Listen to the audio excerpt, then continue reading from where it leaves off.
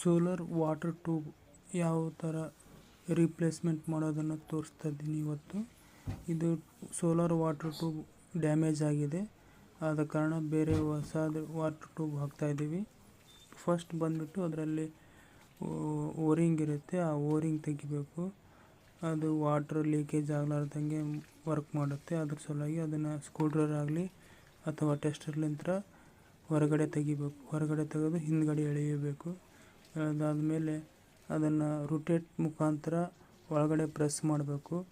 ಅದು ಒಳಗಡೆ ಹೋಗುತ್ತೆ. ಆವಾಗ ಆ ಗ್ಯಾಪ್ನಿಂದ ಹೊರಗಡೆ ಬಂದ ಮೇಲೆ ಮತ್ತೆ ಹೊರಗಡೆ ಎಳೆಯಬೇಕು. ಎಳೆದ ನಂತರ ಹೊರಗಡೆ ಬರುತ್ತೆ.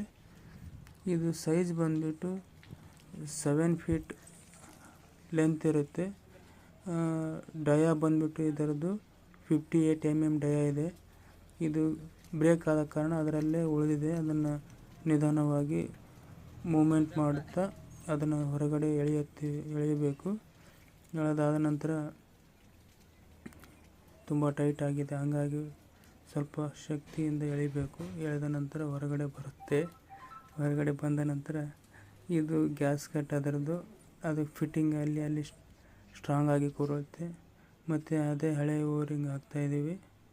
ಅದು ಮತ್ತು ಹಿಂದ್ಗಡೆ ಪ್ರೆಸ್ ಮಾಡಿ ಬೇಕಾಗುತ್ತೆ. ಅದನ್ನ ಹಿಂದ್ಗಡೆ ತಳ್ಳಿ ಇವಾಗ ಹಾಕುವ ಸಮಯ ಇದೆ. ಇವಾಗ ಮತ್ತೆ ಅದೇ ಸೇಮ್ ಪ್ರೊಸೀಜರ್ ರೊಟೇಟ್ ಮಾಡ್ತಾ ಒಳಗಡೆ ತಳ್ಳಬೇಕು.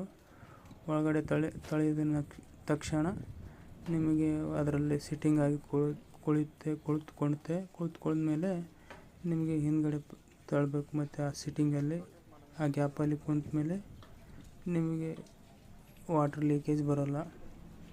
ಇದು ಟ್ಯಾಂಕ್ ಕೆಪಾಸಿಟಿ ಬಂದು 200 ಲೀಟರ್ಸ್. ಟೋಟಲ್ 20 ಟ್ಯೂಬ್ಸ್ ಇದ್ದಾವೆ. ಆ ಟ್ಯೂಬ್ಸ್ನಿಂದ ವಾಟರ್ ಹೀಟಾಗಿ ಆ ಟ್ಯಾಂಕಲ್ಲಿ ಬರುತ್ತೆ. ಆ ಟ್ಯಾಂಕ್ಲಿಂದ ನಳಕ್ಕೆ ಹೋಗುತ್ತೆ. ಫ್ರೆಂಡ್ಸ್, ನಿಮಗೆ ಈ ವಿಡಿಯೋ ಲೈಕ್ ಮಾಡಿ, ಶೇರ್ ಮಾಡಿ, ಸಬ್ಸ್ಕ್ರೈಬ್ ಮಾಡಿ ಫ್ರೆಂಡ್ಸ್, ಇಷ್ಟವಾದಲ್ಲಿ.